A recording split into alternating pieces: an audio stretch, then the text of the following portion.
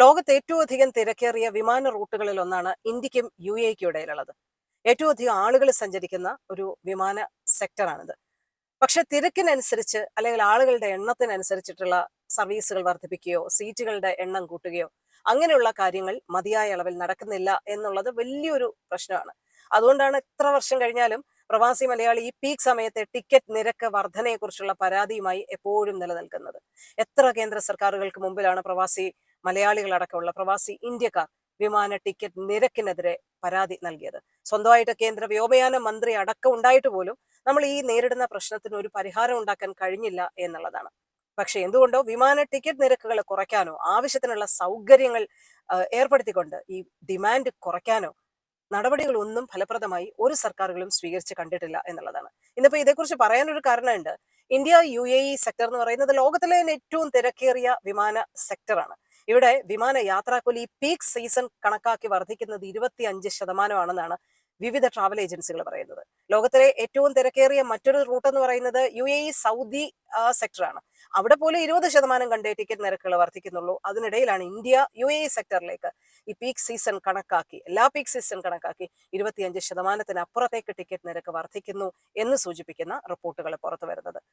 തീ പിടിച്ച വിലയ്ക്ക് വിമാന ടിക്കറ്റുകൾ എടുക്കുന്ന പ്രവാസികളെ സംബന്ധിച്ചിടത്തോളം ഇതൊരു പുതിയ കാര്യമല്ല. പക്ഷെ പരിഹാരം കാണാത്ത വിഷയമായിട്ട് ഈ ഒരു വിഷയം നീണ്ടു നിൽക്കുന്നു, പുതിയ സീസണിലേക്ക് വരുന്നു എന്ന കാര്യമാണ് വിവിധ ട്രാവൽ ഏജൻസികൾ ഓർമ്മപ്പെടുത്തുന്നത്. യു എയിലെ ഗാർഹിക തൊഴിലാളി റിക്രൂട്ട്മെന്റുമായി ബന്ധപ്പെട്ട് 12ഓളം സ്ഥാപനങ്ങളാണ് അനധികൃതമായി പ്രവർത്തിച്ചതിന് യു എയിൽ കഴിഞ്ഞ വർഷം പൂട്ടുവീണത്. 12ഓളം സ്ഥാപനങ്ങൾ ലൈസൻസ് ഇല്ലാതെയാണ് ഇവിടെ പ്രവർത്തിച്ചത്. അവയെയാണ് അടച്ചുപൂട്ടിയതെന്ന് മാനവശേഷി വിഭവ മന്ത്രാലയം അറിയിക്കുന്നുണ്ട്. 57ഓളം സ്ഥാപനങ്ങൾ, ലൈസൻസ് ഉള്ള സ്ഥാപനങ്ങളിൽ നടത്തിയ പരിശോധനയിൽ 300-ലധികം നിയമലംഘനങ്ങളാണ് കണ്ടെത്തിയതെന്നും മന്ത്രാലയം പുറത്തുവിട്ട കണക്കുകളിൽ വ്യക്തമാകുന്നുണ്ട്. ഇതില് തൊഴിലാളി ജോലിക്ക് ഹാജരാകാതിരിക്കുകയോ റിക്രൂട്ടിംഗ് സ്ഥാപനത്തിലേക്ക് തിരികെ വരികയോ ചെയ്താൽ ആ തീയതി മുതൽ 2 ആഴ്ചയ്ക്കകം തൊഴിലുടമയ്ക്ക് റിക്രൂട്ടിംഗ് ഫീസുകൾ റിക്രൂട്ട്മെന്റ് സ്ഥാപനങ്ങൾ തിരികെ നൽകുന്നതിലുള്ള വീഴ്ചയാണ് ഇതിൽ ഭൂരിഭാഗം കേസുകളും.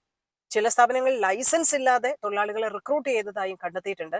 ഈ ഗാർഹിക തൊഴിലാളി നിയമനവുമായി ബന്ധപ്പെട്ട് യു എയില് വളരെ കർശനമായിട്ടുള്ള നിയമ സംവിധാനങ്ങളാണ് നിലവിലുള്ളത്. ഇത്രയധികം സംവിധാനങ്ങൾ ഉണ്ടെങ്കിലും നിയമവിരുദ്ധ പ്രവർത്തനങ്ങൾക്ക് ആളുകൾ തയ്യാറാകുന്നു എന്നുള്ളത് അപലപനീയമായിട്ടുള്ള കാര്യമാണ്. കടുത്ത നടപടികളാണ് മന്ത്രാലയം ഇത്തരക്കാർക്കെതിരെ സ്വീകരിച്ചു വരുന്നതെന്നാണ് അറിയിച്ചിരിക്കുന്നത്. 34 വയസ്സുള്ള മലയാളി യുവാവ് അജ്മാനിൽ ഹൃദയാഘാതത്തെ തുടർന്ന് അന്തരിച്ച ഒരു വാർത്ത വന്നിട്ടുണ്ട്.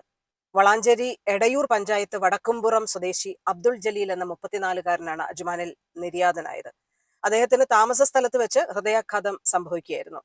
നിരവധി വർഷങ്ങളായി അജ്മാനിലെ ഒരു ഡ്രൈവിംഗ് സ്കൂളിൽ ഇൻസ്ട്രക്ടറായി ജോലി ചെയ്തു വരികയായിരുന്നു.